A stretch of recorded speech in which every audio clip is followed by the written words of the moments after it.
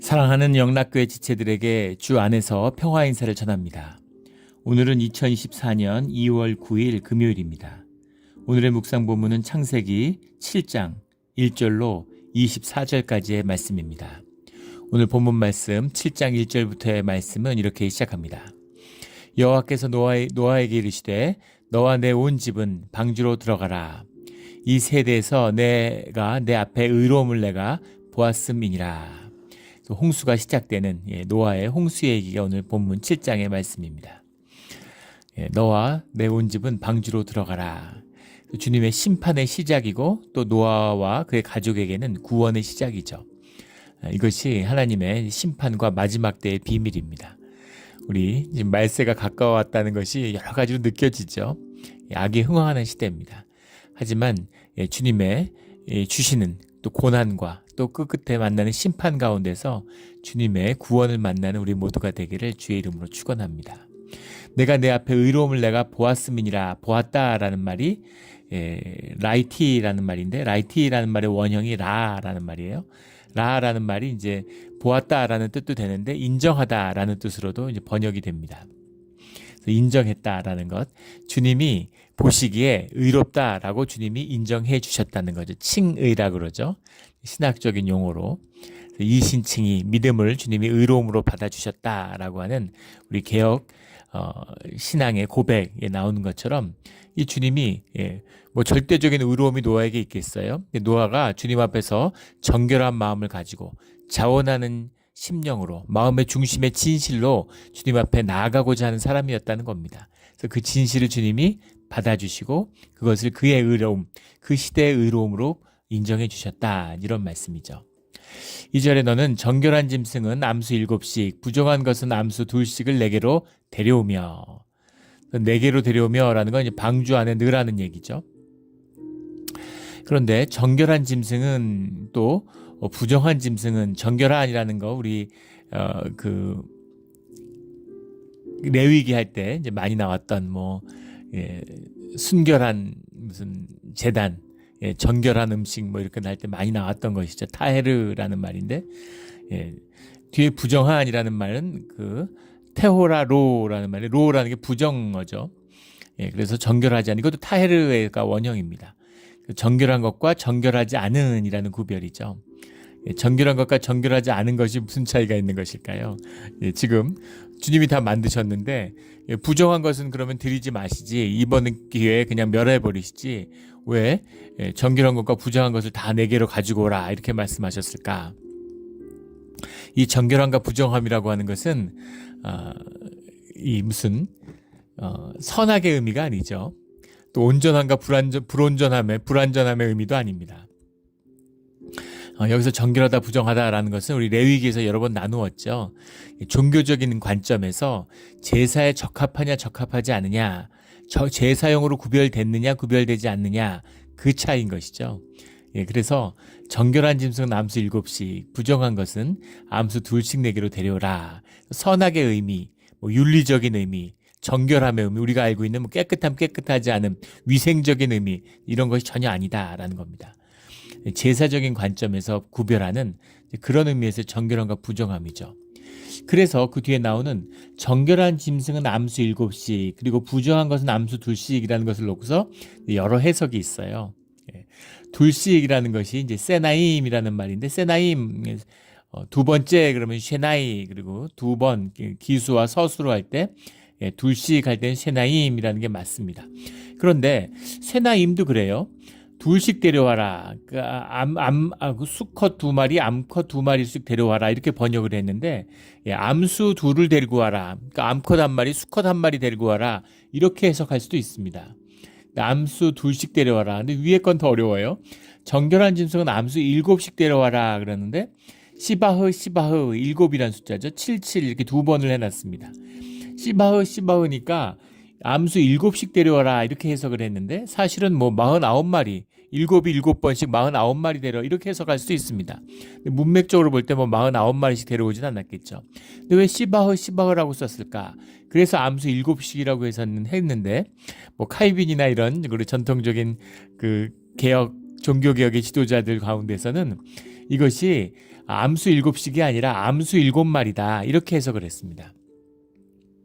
암수 7마리라는 건 무슨 의미겠어요? 수컷 3마리, 암컷 3마리, 그래서 6마리 플러스 1이죠. 6 플러스 1입니다.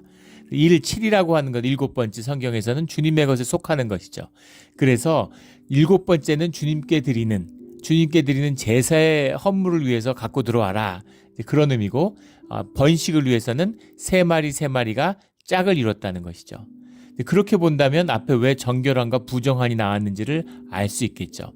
제사를 드리지 않을 것들은 쌍을 짓는 것으로 끝나는 것이고 짝수로 들어오는 것이고 제사를 드려야 되는 것은 홀수로 들어왔다. 이렇게 보는 것입니다. 그것도 이제 일리가 있죠. 근데 그렇다면 왜 시바흐를 2번 썼겠는가? 시바흐 이렇게 2번 쓴 이유가 뭐냐? 그러니까 시바흐 2번 썼다는 것은 이제 복수의 의미로 7개 이렇게 7씩 들어왔다라는 게 더 설득력이 있는 번역이겠죠. 그리고 물론 정결한 게 제사를 위한 것일 수도 있지만 희생 제사를 위해서 도착해서 첫 번째부터 희생 제사를 지내니까 7씩 해서 정결한 건 좀 많이 필요하고 또 부정한 것, 제사에 쓰지 않을 것들은 그냥 자연에서 시간을 두고 번성해 가면 되니까 그러니까 2씩 이렇게 해석하는 것도 또 맞다고 볼 수 있겠죠. 그래서 정결한 암수 7씩, 부정한 것은 2씩 내게로 데려오며 이렇게 말씀하시는 겁니다. 그래서 6장에서 말씀하셨는데 왜 지금 이렇게 말씀하시는가? 한 쌍씩 갖고 오라고 6장 19절에 말씀하셨잖아요. 그런데 이제 120년의 세월을 처음에 받은 약속이 있고 120년 동안 이제 그 노아의 방주를 지었는데 그 노아의 방주를 짓고서 이제 동물들을 받아들여야 되는데 그때는 이제 더 구체적으로 주님이 말씀하시는 거죠. 그래서 그 씨를 온 지면에 유전하게 하라.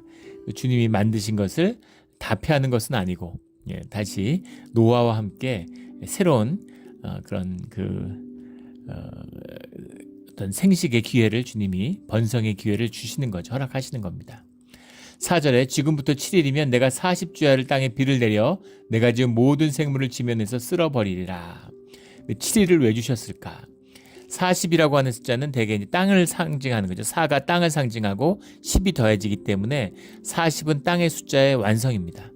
땅의 삶이라는 것의 본질이 고난이기 때문에 40일이라는 것은 보통 고난, 금식 이런 걸 40을 하죠. 40일 금식, 광야의 40일의 고난 이런 것처럼 또 모세의 40년의 양치기 생활, 또 40년의 광야의 생활, 40년은 훈련과 고난, 고통을 상징하는 땅의 숫자입니다.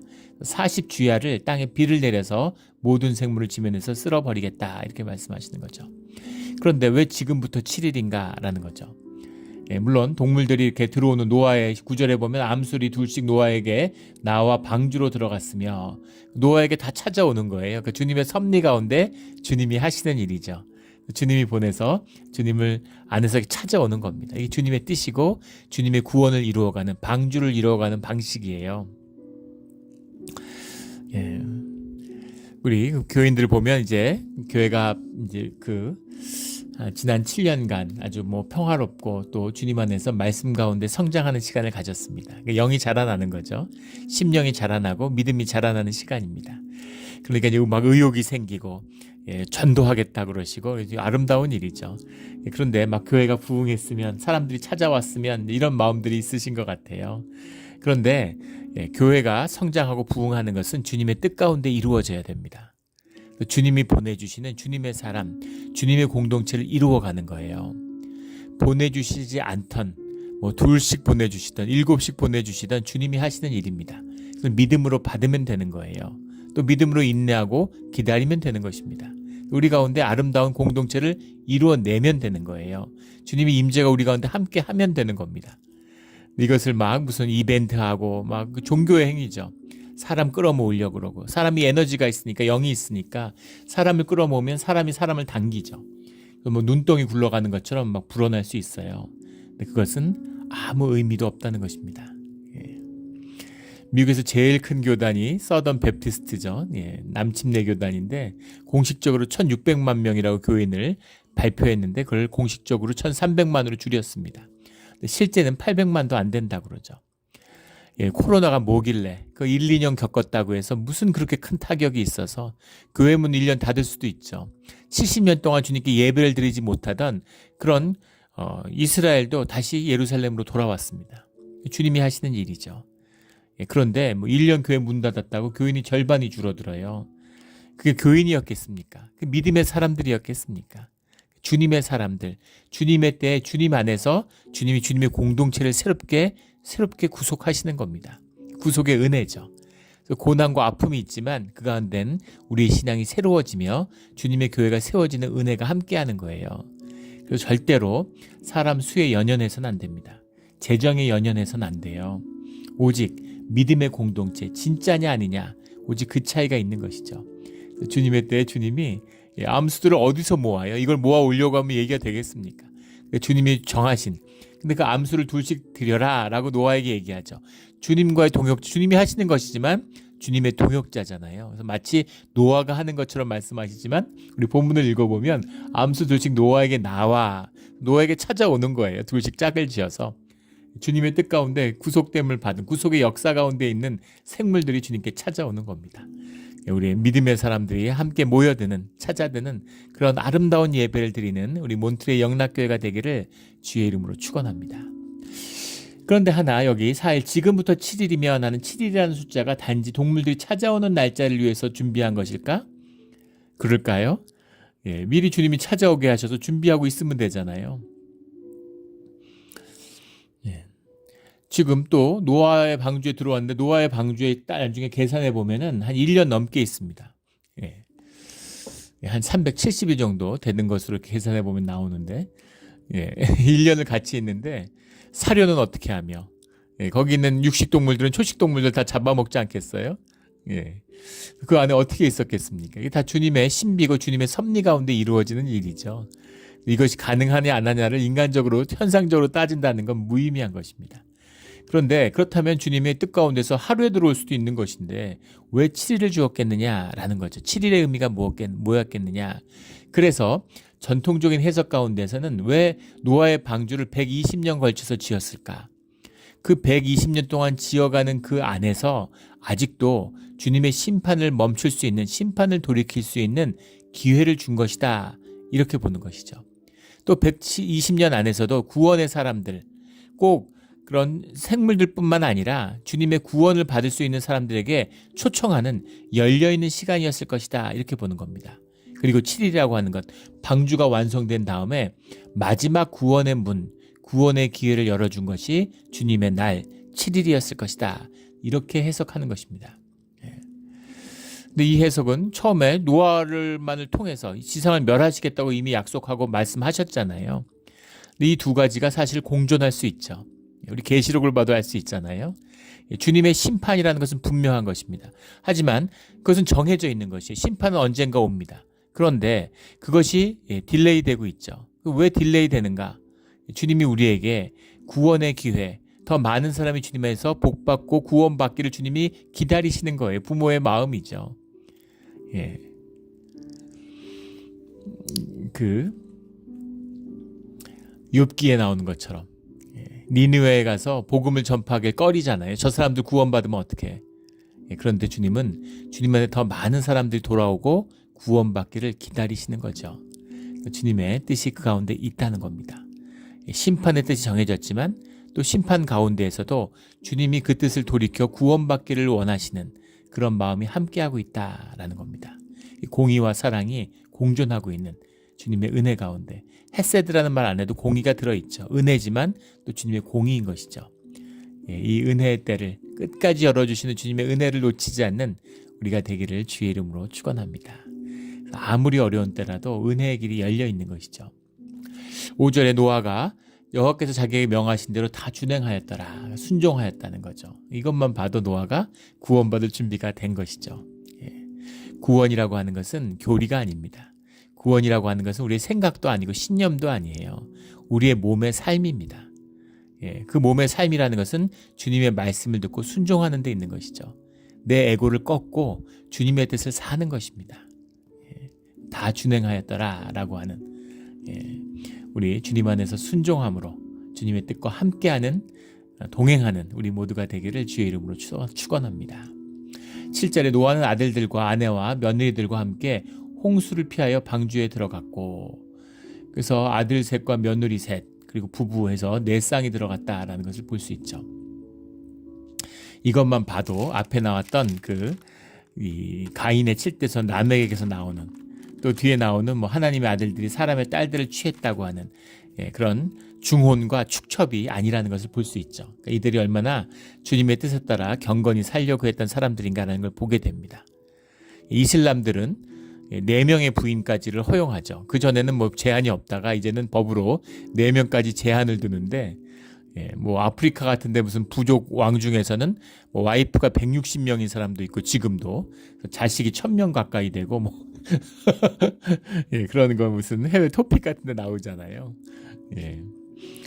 그래서 정식 부인이 100몇십 명이고 첩이 몇 명이고 무슨 솔로몬 같이 사는 그런 인간들이 있는 것이죠. 주님이 기뻐하시지 않으시는. 근데 그런 게 팽배한 시대에 이렇게 부부가 서로 견고한 가정을 이루어 살아갔다고 하는 것. 또 이 며느리들과 이 자식들이 전부 다 순종하는 자녀들이라는 것을 볼 수 있죠. 하나님의 뜻을 받았는데 같이 그 배 만들고, 노아가 부각되지만 노아의 자식들도 훌륭하잖아요. 아버지를 믿고 하나님을 믿고 함께하는 자녀들이죠. 며느리들은 어떤가요?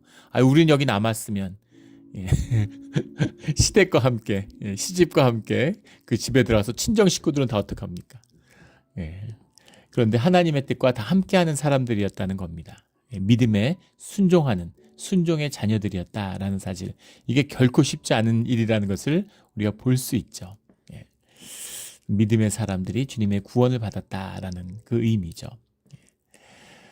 8절에 정결한 짐승과 부정한 짐승과 새와 땅에 기는 모든 것은 하나님이 노아에게 명하신 대로 암수조시 노아에게 나와 방주로 들어갔으며, 11절에 노아가 600세 되던 해 둘째 달 곧 그 달 11의 날이라.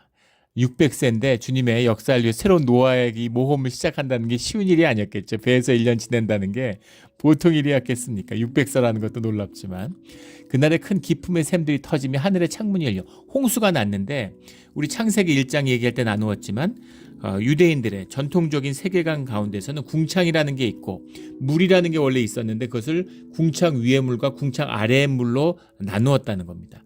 궁창 아래의 물이 솟아나서 바다가 되었다, 이렇게 얘기하는데, 지금 하늘에서도 홍수가 나서 물이 떨어지고 밑에서도 큰 기품의 샘물이라는 말, 밑에서도 물이 터져서 밑에서 올라오고 위에서 올리는 거죠. 이게 하늘의 창문들이 열려라는 말입니다. 궁창을 텄다는 거죠. 궁창을 트니까 하늘의 물과 땅의 물이 쏟아져 들어왔다는 겁니다. 그래서 물바다가 된 것이죠. 40주야를 비가 땅에 쏟아졌더라. 13절부터는 그 과정을 다시 한번 말씀하고 있어요. 그래서 새 며느리와 자식들이 들어온 이야기. 16절에 들어간 것들은 모든 것의 암수가 하나님이 그 명령하신 대로 들어가매 여호와가 그를 들여보내시고 문을 닫으시니라. 마지막에 주님의 이제 구원의 기회가 닫힌 것이죠. 그리고 구원이 완성된 것입니다. 주의 자녀들이 구원을 받았다라는 거죠. 문을 닫으십니다. 문을 닫고 40일 동안 비가 오니까 아마 와서 문을 두드리고 막 구해달라고 하는, 몇 년 됐죠. 이 노아라고 하는 영화가 있었는데, 아주 생생하게, 아주 요새 컴퓨터 CG 이런 게 발달하니까 아주 엄청난, 홍수가 나고 배가 떠오르고 막 수많은 사람들이 막 매달려가지고 배에 매달려서 고통받는. 그 영화는 이제 유대 전승에 기반해가지고 쓰여진 만들어진 영화예요. 그래서 이제 성경에 나온 그대로가 아니라, 거기 보면 두발가인도 이제 이 배 안에 숨어 들어와서 거기서 막 짐승 잡아먹고 그런 이제 모습들이 나오는 것을 봤던 기억이 나는데, 정확한 스토리 전체는 기억이 나지 않지만, 그때가 인상 깊었던 건 막 사람들이 수백 명이 막 배에 매달리고 문짝에 매달리고 막 문 열어달라고 아우성치고 막 소리를 지르고 막 이런 모습들입니다. 마치 지옥의 심판 같은, 중세의 그런 성화 같은 데 남겨져 있는 지옥의 심판을 연상시키는 그런 비참한 모습이죠.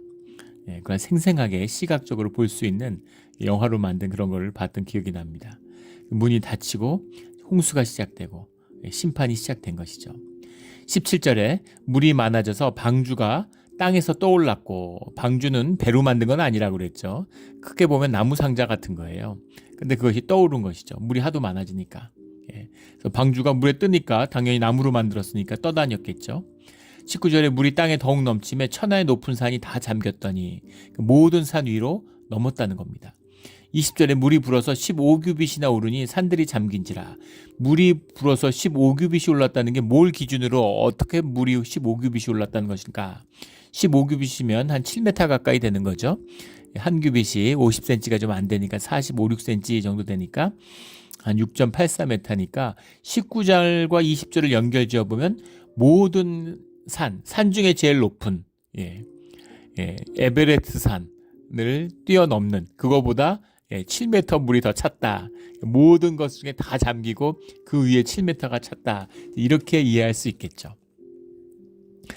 그렇게.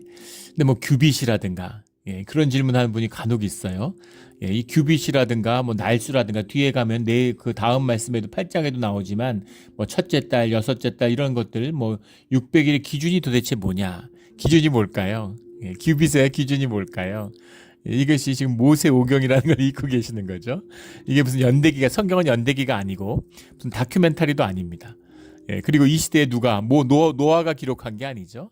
전승이죠. 이야기입니다. 근데 그것을 모세 때에 기록한 것이에요. 그러니까 기준점은 뭐겠습니까? 출애굽 때에 나온 유대인과 이스라엘의 정체성을 가진 제사를 드리는 그때의 사람들, 모세 때의 사람들이 읽을 수 있고 납득할 수 있고 용납할 수 있는 개념으로 옮겨진 것이죠. 그러면 그 시대에 다 지어낼 수도 있었지 않았느냐? 뭐 그랬을 수도 있겠죠. 그러나 하나님의 말씀, 하나님의 이름도 함부로 입에 담지 않는 사람들이 하나님의 이야기를 막 지어낼까요? 그렇게 보기는 어렵겠죠. 그러면 다 우리가 생각하고 있는 오늘날 이야기하는 그런 사실인가? 그렇지 않습니다. 그러면 뭐 정말 이게 일주일인지 8일인지 그때 누가 뭐 초시계 갖고 잽니까? 뭐 비가 계속 내리는데 낮과 밤이 없는데 뭐가 낮이고 뭐가 밤인지를 시계가 알아요? 어떻게 알았겠어요? 따지기 시작하면 끝도 없는 거죠. 뭐 그렇게 얘기할 것도 없죠. 창세기 가면 6일째 일하고 7일째 쉬었다. 주님 안에서 주님이 시간을 만드시는, 빛을 만드셨는데 빛을 만들었다는 게 뭡니까? 하루 이틀의 나의 감각이 뭐예요? 그 감각이 뭐예요? 우리의 감각이죠. 우리가 안식일을 지키고 7일을 지키고 안식일 날을 지키기 위해서 우리에게 주시는 말씀인 거죠. 그래서 우리가 기준점이 되는 거죠. 주님이 주시는 거지만 주님 안에 시간이 무슨 의미가 있으며 첫째, 둘째, 일곱째 날의 안식이 무슨 의미가 있겠어요? 7일째 주님과 우리가 함께 안식한다. 하나님이 우리와 함께 해주신다라고 하는 그 의미가 들어있는 것이죠. 우리가 경험하는데 주님의 음성을 듣는데 주님은 영이시고 우리가 영이기 때문에 영으로 말씀을 받는 거죠. 근데 영이라고 하는 것은 우리가 뭐 꿈에서도 경험하게 되지만 영의 경험은 이미지로 받는 겁니다.